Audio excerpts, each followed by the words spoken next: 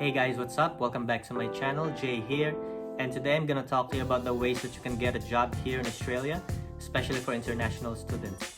And at the end of the video, I'm also gonna share to you some of my personal job hunting tips, so make sure to stick around till the end. Right, so before you actually start job hunting, you need to prepare some of the important documents that you're gonna need. And one of these is your TFN, your tax file number. It's like TIN, our TIN number back in the Philippines. And you can actually apply for it online and it's for free. You don't actually have to pay anything. And next up is your bank account. You need to set up a bank account. It is where your salaries are gonna go into once you get employed. And another thing is your visa. You need to present your visa to your soon-to-be employer. And of course, you're gonna need your CVs or your resumes, and you need to prepare a lot of them. Alright, so let's proceed to the actual ways of finding a job here in Australia. And number one for me is the walk-in applications. I know it's like the old ways of looking for a job, but to me it's like one of the most effective way on doing it. It's because sometimes you get like on-the-spot interviews by the manager, especially when they're around. And most of the shops, they do not advertise their job vacancies online. So it's better if you like actually walk in and present your resume. Oh, and just one tip when it comes to CV and your resumes, you don't actually have to put all of your skills and job experiences in one CV. You just need to put those which are related to the job that you are applying for. Putting everything in there will just lower your chances of getting hired. It will like give some sort of confusion to the employer about the certain skills that you have. I mean the focus of the skills that you have. And another thing, make sure to give your resume directly to the manager. Hand in your resumes to the supervisors, manager, or the owner of the shops or establishment that you're applying in. And avoid giving it to the staff because sometimes it doesn't reach the top management. So yeah, just to make sure. Just to share to you some of my personal experiences about job hunting here in Australia. When we got here last year, so 2 days or a couple of days after arriving and settling in, I immediately printed out a lot of resumes and proceeded to doing the walk-in applications, going to like busiest parts of the city, central business district, and just handed my resumes all over the place. And eventually one of those companies will be calling you, and you should be also prepared for a phone interview after that.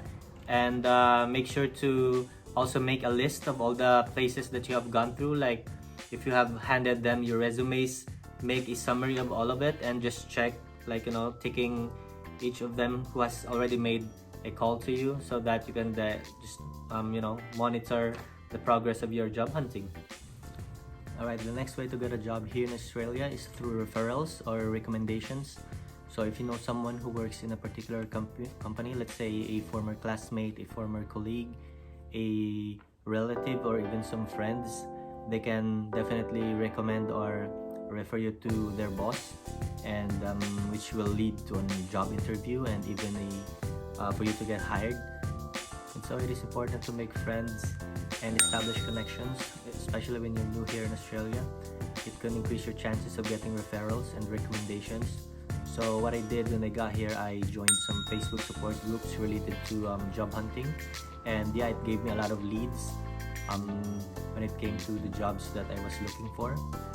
Alright, so another way to find a job here in Australia is through online applications. And some of the most useful websites when it comes to job hunting are Indeed.com.au, Seek.com.au, Jora.com.au, and of course Gumtree.com.au. And doing the online applications can actually save you a lot of money, since you don't have to spend for transportation, food. You can definitely do it on your laptop, on your personal computers. And another thing, when you're doing the online applications, some of the websites may require you to do very long assessments, so I advise you to be patient about it and just finish everything. And yeah, there could be hundreds or even thousands of job listings. You just have to narrow them down to what best suits you. There's some websites have this filter wherein you can look for skill specific jobs. For example, if you're like into hospitality, you can narrow down your search for that just to cut you some time. And another way to find a job is through student support systems from your school, from your university or your college. Like for example, in my college, we have these bulletin boards wherein the students can just walk in and check out the job listings posted over there. And sometimes my school also hosts some job fairs. Right, so thank you so much for staying up to this part of the video. And right now I'm gonna talk to you about some of the job hunting tips and the right attitude when it comes to looking for a job. And this is just based on my own personal experience, but I believe that it worked because I eventually got a good paying job. So let's get right into it. Alright, so first job hunting tip is to be organized. And I know it's very basic, but we tend to neglect basic things like these.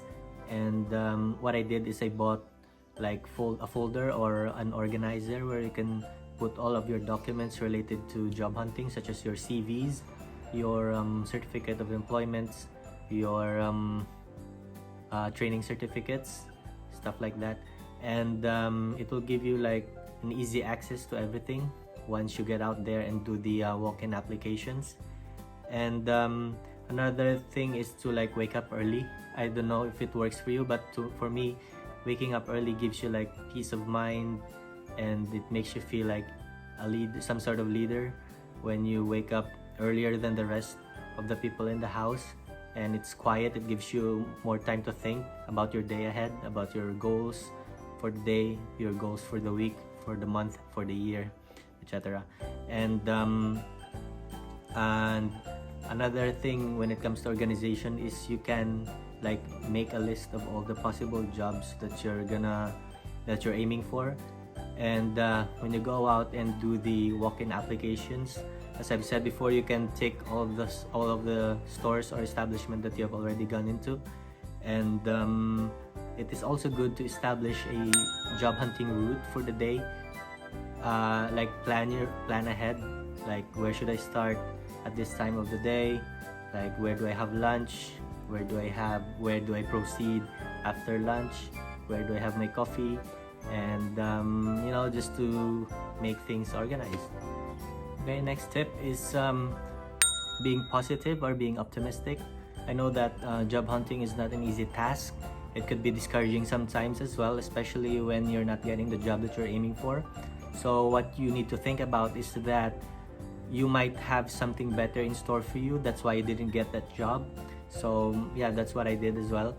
And one thing, avoid procrastination, or you have to like get things done right away to save you some time and to have you more time to do other tasks related to your job hunting. Alright, next up is you should have solid determination. So as I've said, job hunting is not easy, but you need to stick on your objectives. You need to make a plan and stick to those plans. Do not get distracted at any costs. I mean, yeah, you can have little distractions from time to time, but once you made a job hunting route for the day, you should stick to it. And just to share to you, when I was doing the walk-in applications, I had to like wake up early, prepare for the day, stuff some like 30 copies of my resumes at my backpack, and just proceed on doing the walk-in applications. And I was literally walking every time. I was like very hesitant to spend money on transportation since I have limited funds when I got here in Australia. And also make sure to have a budget plan since you don't have a job yet. So it might be a good idea to create a budget plan and make sure to stick with it. So what I did when I was doing the job huntings, I was making sandwiches or packing up lunch and some water so that I don't have to buy my lunch from like stalls or anywhere or Macca's. So it will save you a lot of money, especially when you're not earning any salaries yet. Alright, so next tip is be ready to deliver. So when you're out sending all of your resumes, all your CVs, eventually you'll get a job interview. It might be a phone interview or an actual in-person interview. So be ready to deliver. What I mean is that make sure that everything that you have written in your resume is reflects your competency or your skills as well. And most of the employers will give you a trial shift, 2 to 3 days, and once they're satisfied with the job interview. So a trial shift is basically like a 2 hour, sometimes they do 3 hour shift on that specific like cafe or restaurant or company, and they observe you on how well you're doing the job. You're not getting paid for that, but it's actually a chance for you to show the skills and the knowledge that you actually possess. And yeah, make sure to ace that. Eventually I will also make a video on how to do or how to ace your trial shift, since I've had like 2 trial shifts already here in Australia. Okay, so first impressions last. So also make sure to show up well groomed and very presentable when you go onto that job interview, into that trial shift. Make sure to be proactive. Make sure to show interest in the job that you're applying for.